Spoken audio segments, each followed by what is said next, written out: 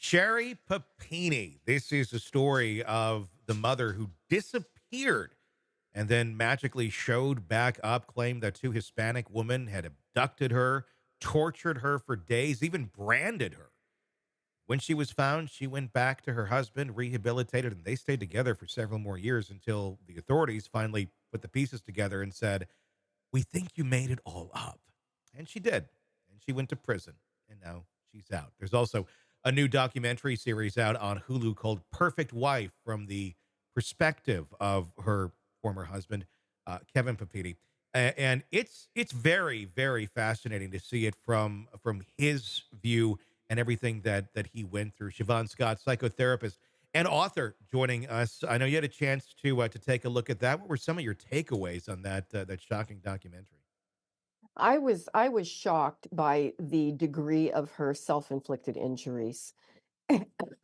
And it was just, I had followed the case a bit, and I knew she came back bruised, and we heard about the brand. I was thinking something tiny, but that those burns were huge Yeah. on her back. And it really, to me, showed the depth of her personality disorder. Hmm. We can talk. A lot of people have been saying, boy, she's crazy. So the question comes up, is she mentally ill? Yes. Mental illness is something that any of us, any normal person can acquire mental illness. We can become depressed. We may, develop an anxiety disorder. People can have trauma, develop PTSD, but mental illness is something that any normal person can acquire. Hmm. Personality disorder is who you are. And that means in early childhood, you developed in an aberrant way and you move through the world very differently from the rest of us. And so I can't officially diagnose her, of course, without meeting her, but I think we can say with a reasonable degree of certainty that this lady has some very, very severe cluster B personality disorders, which mean officially she's not crazy. She's logical in her thinking, goal directed. She planned this for months. And to do this to your husband and your children is really, for those of us with normal personalities, something that we absolutely cannot fathom. And that's a scary thing. Let me ask you this, because I want to talk more about the personality disorder in a second. But can you have the two on top of each other, where you have personality disorder and then mental illness on top of it as well? And are we dealing with that possibly here? I know you can't officially diagnose, but just from what you've seen. Yeah. Yeah, you certainly can. I have to say, though, I don't see any evidence of something like psychosis or major depressive disorder. So if she has a layered mental illness, it's not apparent Mhm. in her behavior. But the personality disorder is glaring. Is that because of the being cognizant of what she's doing? I mean, granted, it goes against Yes. the grain of everything that's sane, Yes. right, or that will be considered healthy or normal. Yeah. But it's calculated. It's as if in her Very mind, calculated. what she Yes. is thinking, I'm assuming she's telling herself, and it's justified in her mind as this is not wrong. This is an Yeah. okay thing to do. Um, Yeah, and that's the thing that makes it, appear that there is not officially mental illness because of the planning, the degree of detail, the way that she went about this, planning it for months in advance with burner phones and the layers of deception. This was a sane person. She mhm. knew what her goal was, Yeah. as crazy as it sounds. Yeah. I mean, something like this, let's go way back and then talk more about the actual events when she was gone and those injuries and such. How would a personality disorder like this develop? Is this something that one can just simply be born with, and this is just kind of how your mind functions? Or is this something that would be more so kind of out of childhood, out of some sort of conditioning, out of some sort of abuse, things of that nature that would lend it to this way of operating? Yeah, we're all a combination of genetics, biology, and childhood experiences. With this kind of personality problem, this particular cluster B category, we do think that child abuse and or neglect has a lot to do with it. So you have somebody with some predisposition to vulnerabilities biologically, and then you put them in a invalidating environment as children. Borderline is one of the categories that comes up along with histrionic and narcissistic. and they each have certain negative traits. And I think in this case, this person who would do something like this had the negative traits of all three of those disorders. This probably did have a lot to do with childhood upbringing. Yeah, I mean, it seemed that, I mean, just on the surface, when you look at what her desires were, it was always for attention. It was always Yes. validation, trying to find validation, and quite Yes. often it seemed to really kind of focus on her appearance, if you will. Yes. And that's really what she kind of, I'm going to assume, and this is just my speculation, felt value in, and that seemed to Yeah. be kind of it. There Yeah. wasn't a lot of pride in anything else other than No. how she looks, and her playing to the cameras of her wedding Yes. photos. I mean, they all look so beautiful and wonderful, but it's kind of one of those where you just look at the photos, even if you take the story out of it, you know nothing about it. I'd almost look at some of those photos and go, something not right there. Like they're just Yeah. a little too perfect to Yeah. be what they Yeah, the are. narcissism really did shine in her presentation to the world. And of course, the narcissist is very manipulative and will do anything to keep the attention going. And then when you throw in the histrionic characteristics, Mhm. and a person that's a less common personality problem, fortunately, but the histrionic person will go big. They will go dramatic. They will go above and beyond and do almost anything, even negative things, to have the eyes on them all the Mhm. time. And so there were certainly features of that too. And then with the borderline, there's an unstable sense of self. And that's a person who's never really developed much of a core identity, Mhm. but they role play. And they can appear very, very different depending on their mood at the time. And so many people described her as, super mom and the perfect mom. Well, this was a role she was playing, and Mhm. she got attention from that. But clearly, this was not a person who really cared about her children in a very deep way. It was all superficial. It was all for, look at me, I'm a super mom, I'm a Yeah. great mom. Give me the gratification of being this image that I want to be. I'm doing really good in this role.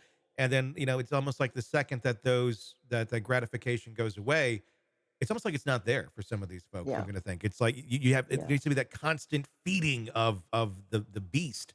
And if it's not there, they got to find it somewhere. Yeah. And They're a bottomless pit of need, and there's no self there if they're not getting this reflection back from an adoring public. sure. I mean, she went to such extreme, Sherry Papini, and it was just shocking what we learned in that documentary. She went to a former boyfriend's house. She planned all this out, and she had been communicating with this guy for quite some time, and he seemed to be a guy who would just, whatever you need, I am there for the hot girl. That seemed to be kind of Yeah. what he was. And she went there and requested that he injure her to Mm. to make it look as if she had been kidnapped, like literally ran into hockey poles, or sticks, had him shoot hockey pucks at her, had him go to the Hobby Lobby, get a wood cottering iron, and then brand her with the word Exodus in her back. I mean, and had stopped eating, or ate very little, so she was emaciated by the time she came out of this. When she claimed that she had been abducted by the two Hispanic women and then dropped on the side of the highway. That's kind of extreme. I mean, that's just shocking that one would go to those lengths. I know you just explained a lot of it, but to go to those lengths of pain and suffering, and also watching your family search for you in a Yes. nationwide search. What Yes. on earth? I mean, how is someone like that justifying that to their twisted personality disordered self? Yeah. I don't think there's a lot of thinking going on beyond the need for the attention and this emotional gratification over watching the news and seeing, oh, there's her face plastered all over the country, on national news, and getting gratification from that. Clearly, there's no empathy for anyone else, and that goes back to the gaps in her personality. But yeah, it really is to an extreme. When I saw the photos of the injuries, I was just shocked, because it gets into Munchausen territory. Yeah. And we know people with that disorder will, do surgery on themselves, cut themselves open, and then stitch it up to try to look like they've had an operation and fool people. And these just extreme behaviors that, no normal person thinks that way. No normal person could inflict pain. The burning, my God, and these scars were big. Yeah. It's like, this is just somebody who's very aberrant in their way of thinking. Does something like that, I mean, are they getting pleasure out of getting the pain, or is it more so I'm getting ready for the role, and being in the role is where the pleasure comes from? Because we hear about and people suffer from things where there's cutting and those sort of things that go Yeah. on, and they're inflicting their own pain. But is that completely different than what we're talking about here in terms of how she got those injuries, and then how she operates and why she operated the way she did? Yeah, I think that's the hardest thing for me to wrap my mind around because I am, of course, am a person who hates blood tests. I do everything I can to avoid pain, Yeah. but clearly she has a high tolerance for it. And does she get a sense of euphoria or a high out of this? Or is it just I'm willing to sacrifice and tolerate something that seems intolerable just because of the payoff here? And my guess is it's the latter. She's just so invested in the payoff. Yeah, it's really shocking to see what she went to. Another point that was made in the documentary, we've talked about Munchausen a little bit here, but it almost looks like there might have been a little Munchausen by proxy going on as well. If you remember the documentary, or there was several movies about it too, talking about Gypsy Rose and Dee Dee Blanchard in Springfield, Missouri, several years ago. That's what a interesting case that was, and horrible as well. But we heard claims from Keith Papini, and I said Kevin earlier. I apologize for that, but Keith is his name, the husband. That she would have the children inhale rubbing alcohol, and didn't just stop there. She would then take tissues, soak them in rubbing alcohol, put them in plastic bags around the kids' necks so they would inhale the fumes before they went to the doctor's office where she would take them, and then they would be ill at that point Yeah. in time. Expand on that a little bit on what's going on there. Yeah, it's basically the same thing, but this person, this desperate for attention person who's trying to look like the doting mother will sacrifice their children. And it reminded me very much of the Gypsy Rose story. And I'm just thankful that this culminated in her being away from her kids because these kids were in danger from her. And it was just it didn't surprise me in a way because of the extent of how she injured herself. This was just, taking it in another direction, but the same basic thing going on. Yeah, I mean, it's shocking that anyone would do that to their children. But again, it goes back to their prism and how they're looking at the world. They're not looking at it the same way. They are finding a way No. to justify these things, and believe that they are in the right, and everyone else Yeah. is in the wrong. Which Yeah. again, I think if you're not that person, it's so hard to wrap your mind around. Do you think that Completely. I mean, obviously we've just recently learned about that in the documentary. I do wonder if there's more going on. Yeah. Do these sort of things happen in a bubble like that, or would you suspect, and it's pure speculation, there isn't anything that's come out about this, but would you suspect that maybe there was other things going on with the kids and her that were not so healthy? Yeah, it would not surprise me. And her ability to lie and role play and cover things up, we may never completely know. But yeah, nothing would surprise me at this point. Should more charges, I don't know what the statute of limitations is, but now that we know this piece of it, should there be more charges brought against her for child abuse, or would this is it not enough to really go down that far of a road? I know you're not an attorney, but I'm just wondering if, you find this out that someone did this. Now we're talking, this is in 2016, Hmm. almost 10 years ago. Is that Hmm. something, you would recommend if you had a client, or like if Keith was your client and he's saying these things to Yeah. you, is that something you would recommend at this point, or would you say, the kids would have to testify, all that would have to go down? Right. Is it worth going after this woman anymore? She's already not connected to Keith and the kids, thank God. She's gonna do her own thing now. Is it worth, digging that skeleton back up, or is it better for everybody mentally just to go, it happened, we're okay now, let's just continue on with our lives? Yeah, it's a hard call because it certainly may be better for the kids to not have to dredge up more. And yes, they would have to testify and certainly be interviewed. Excuse me, Sure. but it's better for Sherry, if we're looking at what would therapy for Sherry be, to have consequences. And the more consequences for her behavior, the better, because, it's clinically indicated that this lady have to start telling the truth, Mhm. and she has to start facing, the consequences for her behavior. And if it could be proven that she hurt her children intentionally, then I would lean toward, well, number 1, let's do what's right for the kids, but I would think it would be in her own best interest to have consequences. And Sherri Papini, after being released, went to a halfway house, released a statement saying, I'm just paraphrasing here essentially, but it was something to the effect of, "I'm gonna, live the rest of my life trying to do good or make up for the damage that I've done," but never has truly apologized to Keith No, and the kids either, which no, is kind of spooky to me. After you do all no. of that, even if you have the disorder, which clearly she does, or many disorders, that you couldn't find some way. I mean, even if you know, like, you're never going to see your kids again and you got to do your own thing, just to put it out there of like, I am truly sorry for this. Yes, Then it goes down to the question of, is she capable of being right, truly sorry? And is someone like right. this capable of being sorry for their actions? No matter what consequences she faced. You were just talking about consequences and her facing consequences for her actions. She did. She did go to prison for a little while. But does that resound with somebody with these sort of personality disorders? Is there any consequence that's great enough that can make a difference in them or a dent to make them change their behavior?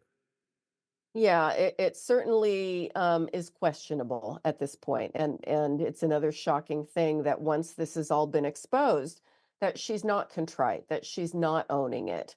And when we look at, can a person like this change? Well, we like to think so, but I would not be terribly optimistic at this point just because of that.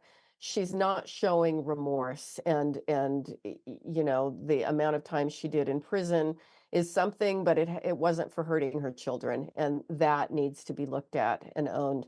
It makes me think of something Carl Jung said that I've always loved: until we make the unconscious conscious, it will direct our lives and we will call it fate. And this lady does not seem conscious at this point of what she's done. And there's not remorse. And so yeah, the odds are not good. If I had her as a client, it would be truth, truth, truth, truth. We are not going to listen to any sob stories. We are not going to do victim signaling here. You are going to have to own the harm you've done, and you have to start in that place, and the person has to get there before they can do any kind of growth. And would someone like that continue seeing you though? Probably They not. would It be would have like, to be "I'm court out." mandated. Unless Yeah, court mandated, yes. But then yeah, even in those situations, I'm curious. Obviously she's an extreme case, but when you have someone like that and it is mandated, do you feel like you can ever make much headroom with someone with a disorder like that? Or is it just kind of banging your head against a wall? And it's like, it is what it is. These people are not going to move. Can you think of any examples where someone has had disorders like this, where they have made some sort of recognizable difference to yeah. those around them, not just to themselves a little bit, but to them around them, where it was actually meaningful, where they could live in some sort of a productive or a life with those that they love, and not be the monster that they seem to be. I have seen people make progress, and again, it depends on the severity, and they've all been, for people like this, they have been court mandated, and it's been long term, sometimes 10 years in treatment because of the severity of the crimes, and they're out in the community now. And so they had to be heavily supervised, searches of their home. I mean, just to the point you were starting with, we are going to be looking at everything about you, and anytime there's a lie, you're going to be called on it. And when you have some kind of an intensive program like that that goes on for years, I have seen people make some progress with gaining some awareness of what this was all about, why they were doing what they were doing and to take ownership of it. And that was a big piece of treatment in that program was you've got to take ownership of your distorted way of thinking, perceiving, and behaving, and you've got to make amends to people that you've hurt. My question to that would be, are they truly making amends? Are they truly recognizing the behavior, or are they chameleoning themselves to Right. fit the current mold? Going, okay, well, this Yeah. is the stage I'm on now, and this is the play I have no choice of being in. So I better play the role really well. And they're able Yeah. to just kind of, to the outside, it looks like maybe there's something going on here, but truly on the inside, are they feeling those things? I mean, that's a question for them, but you see this far more than I do. Are they truly doing that, or are they just, again, like I said, chameleoning themselves Yeah. for what's being asked of them or required Yeah. of them? Yeah, chameleoning themselves is a great term, and I think there's certainly a lot of that that goes on. And so for some folks, particularly people who are psychopathic and highly manipulative, to be safe out in the world, they need basically to be supervised forever Hmm. because they can play the game when it's in their own best interest to play the game, and sometimes that's the best you can do with them. And it's the sad thing about these disorders that develop so early in childhood, the brain does hardwire that way. And it's not like, oh, 6 or 8 weeks of talking to a counselor is going to change that. I mean, my God, Sherry had hours and hours and hours of therapy, and she was fooling her therapist Hmm. with this victim stuff. And they Yeah. were treating her for post traumatic stress. That wasn't appropriate. That was not what was going on there. Yeah, I mean, So, one of the points that was made in there was there was an incident where they were playing the Nintendo Wii, which is the remote control one where you swing it and such. And they were playing with friends at another house. It was all documented. And I guess Keith had swung his arm and his elbow and actually hit her in the eye. Complete accident. Friends witnessed this. It was not, she didn't get punched. It wasn't abuse. It was just a freak accident. But then she went and told some of her friends to get sympathy that she was being abused by her yeah, husband, who did truly love her and truly cared about her. yeah, Are people like that capable of feeling love, of capable of feeling true, care from another, or empathy, or anything of that in that world? I mean, or is everything just very transactional in terms of um, you do this for me, I do this for you, and that makes me exactly. happy, and it's bizarre. Yeah, exactly. It is all about what do they get out of the relationship. Mhm. And if role playing the perfect wife earns them points and earns them attention, they'll do that. But when it's to their advantage to get more attention from being a victim and being, oh, I was hit by my husband, then they'll go that direction. So it really is always about them. It's not an empathic connection with other people. And they use their kids in that same way. There's a lot of people out there that are like this, and they don't always commit horrible crimes in terms of what we saw in this, or faking your abuse and all of that. But how do we as a society get ahead of any of this, or treat any of this before it gets to such an extreme? Because there are people that suffer in relationships where they discover further on, oh my God, look who I'm Yeah. with. And Yeah. they really played it really well. Then you're stuck in this trap. I've been there. I've been in relationships like Yeah. that where I feel Me like too. one step later, yes, you have too, where Yeah. it's like it could have gone to this extreme. In some cases, it got pretty damn close. But when you're just trying to be a good human being and be a good partner, you kind of get blindsided. Then after it's done, and they're out and you're on your own again, it's just the cycle continues, and somebody else is going to be the victim of these people. Yeah. Yeah. And that's what I wonder with Sherri Papini. I mean, she's an attractive woman. And if somebody doesn't do their homework on this woman and look up what her story is, or doesn't understand what it is, she's just going to keep doing this in my summation of it. I mean, that's just my, who knows, hopefully not. But there's no rails for people like this. It's just like, okay, good Mhm. luck, go out there, help people Mhm. recognize it before you ruin their Exactly. lives. Exactly. I think we're trying to do a good job. We're trying, those of us who work in the psychological field of educating the public, Keeping therapists tuned in because, if you went to school many years ago, this wasn't always well understood, Mhm. decades in the past. I think we know more about it than we used to. But certainly there are more books out for the general public, and I can think of quite a few that I recommend to people. And, we just have to keep educating, educating, educating, and like your show, talking about it so people can learn more about the personality disorders and the way that people can present as a chameleon and, behave one way. But you always have to look at the behavior, not the words. Yeah. And I would love to see more psychology classes in high school where we address these things I too. agree. If people could, I mean, I think there'd be nothing more valuable than more understanding of psychological conditions for young people, and less fluff, less stuff that we're never ever Yeah. going to use in life. Let's understand the mind. Let's understand how we interact with Yes. one another. If somebody is watching this right now because they're like trying to figure out their own life and what's because people will Google this, people will find this, and it will be a resource. Give us some of the books. I know I have my list that I've gone through, but from you directly, what would be some of those that you'd say out to somebody who feels like, well, there's kind of some likenesses here with this case in my life, to kind of better understand this and get a better grip on what's going on in their world?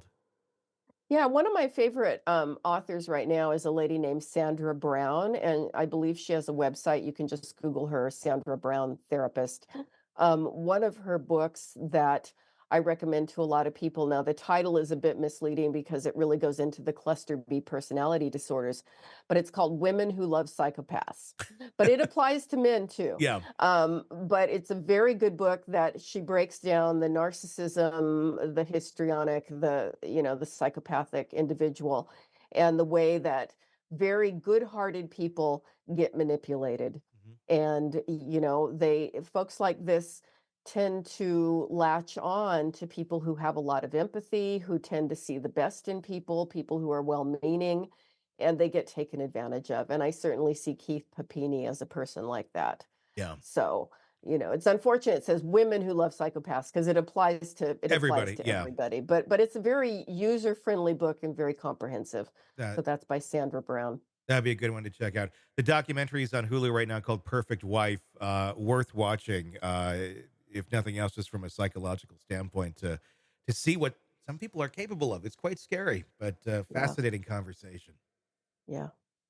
Hey, thanks for checking out the video. Be sure to follow us wherever you download podcasts, and especially Apple Podcasts, where you can get advanced episode and premium content on our premium channel right there. Also, be sure to follow us on social media so you don't miss any breaking updates on the stories that matter to you most. We're on TikTok, X, Instagram, Facebook. Just search Hidden Killers Podcast with Tony Brueski, and you'll find us right there. Again, thanks for watching.